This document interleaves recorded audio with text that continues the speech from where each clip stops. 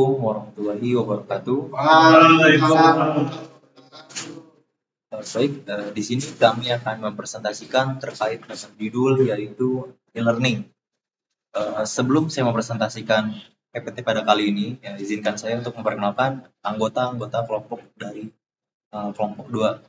Yang pertama yaitu ada Febri Yudhisantria, yang selanjutnya yaitu ada saudara Fikri Firmansyah, selanjutnya yaitu ada saudara Ahmad Yusuf, yang selanjutnya yaitu ada saudara Dimas Ardiansyah. Dan untuk presentasi kali ini akan dibawakan terlebih dahulu oleh saudara Fikri. Pada tempat dipersilakan.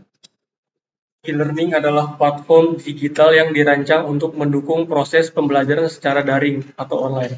Aplikasi ini memungkinkan siswa, mahasiswa, atau individu untuk mengakses materi pendidikan, berinteraksi dengan pengajar atau sesama pelajar, dan mengikuti evaluasi melalui perangkat elektronik seperti komputer, tablet, atau ponsel. Pendahuluan, aplikasi e-learning adalah solusi teknologi yang memfasilitasi proses pembelajaran melalui platform digital. Dengan perkembangan pesat dalam teknologi informasi, kebutuhan akan metode pembelajaran yang lebih fleksibel dan efisien akan semakin meningkat. E-learning menjadi alternatif yang mampu menjawab tantangan pendidikan tradisional seperti keterbatasan waktu, ruang, dan biaya.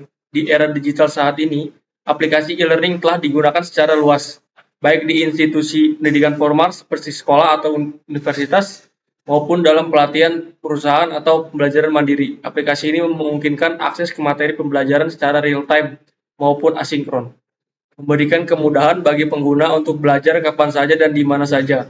Dengan memanfaatkan fitur interaktif seperti video pembelajaran, kuis, forum diskusi, hingga kelas daring. Aplikasi e-learning tidak hanya membantu meningkatkan efisiensi pembelajaran, tetapi juga menciptakan pengalaman belajar yang menarik. Mockup sistem. 1. Halaman login. Halaman login adalah komponen penting dalam sistem atau aplikasi berbasis web, desktop maupun mobile. Keamanan akses, melindungi data dan informasi penting yang ada di dalam sistem dari akses oleh pihak yang tidak berwenang. Mengautentikasi pengguna berdasarkan kredensial seperti nama pengguna, username, dan kata sandi atau password.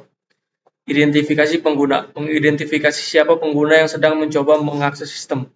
Memastikan bahwa hanya akun yang terdaftar dan terverifikasi yang dapat masuk ke dalam sistem.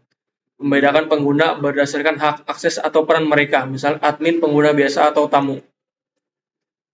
Identifikasi pengguna, mengidentifikasi siapa pengguna yang sedang mencoba mengakses sistem.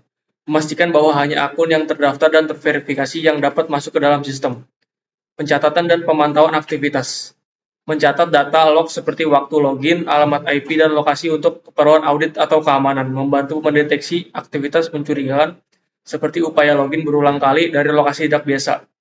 Pengelolaan pengguna, membantu admin sistem dalam mengelola akun pengguna, termasuk menambah, menghapus, atau memblokir akun. Menyediakan fitur pemulihan seperti lupa kata sandi untuk membantu pengguna mendapatkan kembali akses mereka. Selanjutnya akan dibacakan oleh Ahmad Yusuf.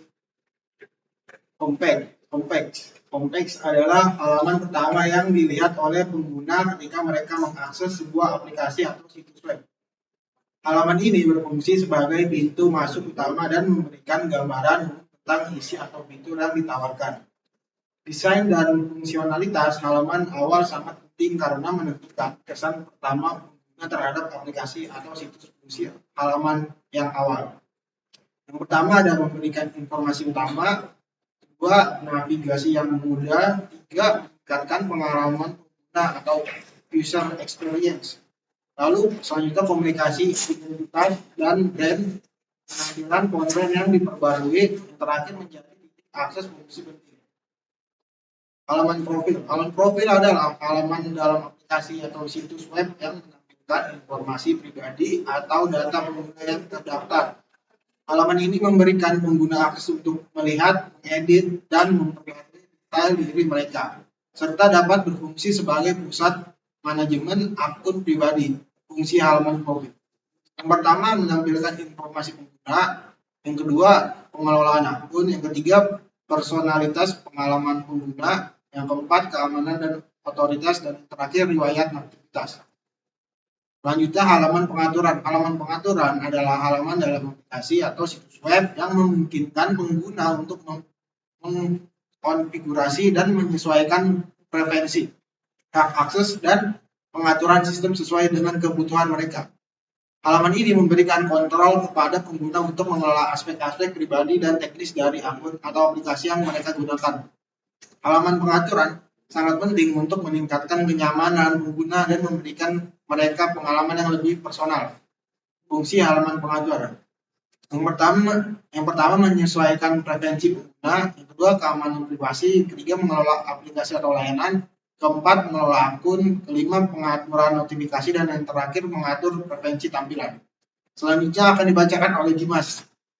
Selanjutnya ada halaman login dan halaman awal. Di sini user akan mengisi data diri dulu dari username dan password. Ketika sudah masuk, lanjut ke halaman awal. Tampilan awal isinya ada logo, ada banner, ada materi pembelajaran, artikel, ada selanjutnya ada apa lagi? Next. Halaman notifikasi dan halaman diskusi. Di sini ketika mencet bell muncul notifikasi. Lalu selanjutnya ada halaman diskusi. Forum diskusi ini yang di tengah samping homepage itu yang di bawah. Di sini isinya ada muat diskusi baru, ada diskusi materi yang sudah ada. User bisa memilih hal apa saja yang ingin didiskusikan. Next. Selanjutnya ada halaman pengaturan. Ketika user mengklik strip 3 tuh yang di samping bell, langsung ke halaman pengaturan, ada bantuan, ada hubungi kami, tentang kami, dan kontrol orang tua. Next. Implementasi. Pemilihan platform cloud, layanan lengkap dan terintegrasi. Yang pertama, AWS menyediakan berbagai layanan yang saling terintegrasi untuk mendukung kebutuhan sistem e-learning. Amazon Gmail SDK, solusi untuk video conference Amazon S3. Lalu ada skalabilitas yang tinggi, Elastic Load Balancing atau ELB, dan auto scaling memungkinkan sistem menangani lonjakan pengguna. Misalnya saat banyak siswa bergabung dalam sesi video conference dan secara bersamaan. Selanjutnya ada keamanan yang kuat. AWS memiliki sertifikasi keamanan global seperti ISO 2701, GDPR, dan HPAA yang memastikan data sistem Anda aman. Fitur seperti AWS Identity and Access Management atau IAM membantu mengelola akses pengguna dan kontrol keamanan data. Selanjutnya akan dijelaskan oleh Febrio. Implementasi. Yang pertama, fleksibilitas teknologi. AWS Lambda memungkinkan Anda membangun arsitektur tanpa server untuk fitur tertentu, sehingga mengurangi beban pengelolaan infrastruktur. Mendukung berbagai bahasa pemrograman dan framework seperti Python, JavaScript, Node.js, Java, Net, dan banyak lagi. Yang kedua yaitu pengembangan dan pembayaran yang cepat. AWS Ability memungkinkan pengembangan front-end untuk aplikasi berbasis web dan mobile. Yang ketiga yaitu biaya yang efisien. Dengan model Fast as you go, Anda hanya membayar sumber daya yang digunakan untuk startup atau model kecil. AWS menawarkan free tier yang memberikan akses gratis ke beberapa layanan dengan batas tertentu. Fitur utama yang dibutuhkan. Yang pertama itu ada video conference dan virtual classroom. Yang kedua itu manajemen konten pembelajaran. Yang ketiga sistem manajemen pengguna. Yang keempat sistem penilaian dan evaluasi. Yang kelima diskusi dan kolaborasi. Selanjutnya itu ada infrastruktur dasar. Yang pertama yaitu ada hosting backend, video konferensi, authentication, dan user management, manajemen konten. Yang terakhir yaitu monitoring dan logging. Selanjutnya yaitu ada analisis kerja. Performa sistem. Yang pertama skalabilitas.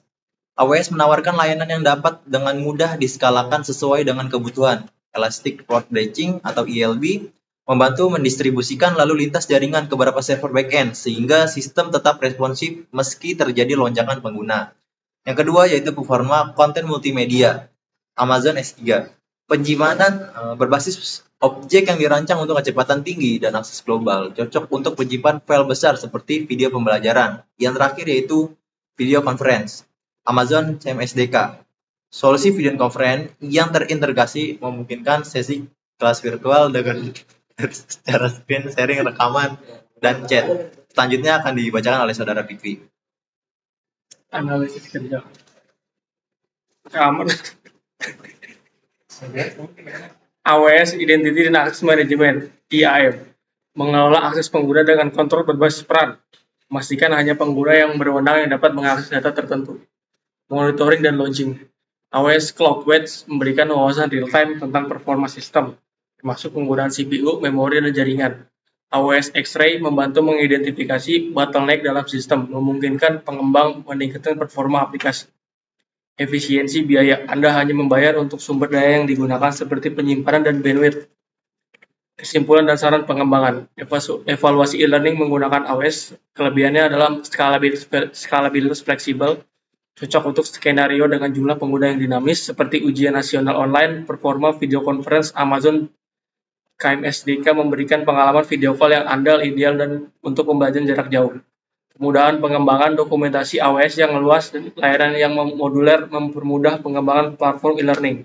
Monitoring dan analitik. AWS, CloudWatch, dan X-Ray menyediakan data kinerja yang mendalam untuk pengelolaan sistem yang lebih baik. Kekurangannya adalah biaya yang bisa meningkat jika tidak dikontrol dengan baik. Penggunaan sumber daya yang tidak optimal dapat meningkatkan biaya, terutama untuk penyimpanan data besar dan bandwidth tinggi. Kompleksitas manajemen. AWS memiliki banyak layanan yang memerlukan pengetahuan teknis mendalam untuk konfigurasi yang tepat. Evaluasi saran pengembangan. A. Optimasi biaya. Gunakan AWS Cost Explorer untuk memantau dan mengoptimalkan pengeluaran. B. Pelatihan tim IT. Berikan pelatihan teknis kepada tim pengembang agar dapat memanfaatkan fitur AWS secara maksimal. C. Kombinasi dengan sistem lokal untuk mengurangi ketergantungan internet, pertimbangan caching konten di lokasi lokal untuk akses offline. Kesimpulan akhir, dengan implementasi yang tepat, AWS dapat menjadi solusi yang andal untuk platform e-learning. Infrastruktur cloud ini mendukung pengalaman belajar yang cepat, aman, dan terjangkau, sambil memberikan fleksibilitas untuk pertumbuhan dan inovasi. Evaluasi berkelanjutan terhadap biaya, performa, dan pengalaman pengguna sangat penting untuk memastikan keberhasilan dan jangka panjang sistem e-learning berbasis AWS. Baik, cukup sekian presentasi dari kelompok kami. Kurang dan lebih Waalaikumsalam.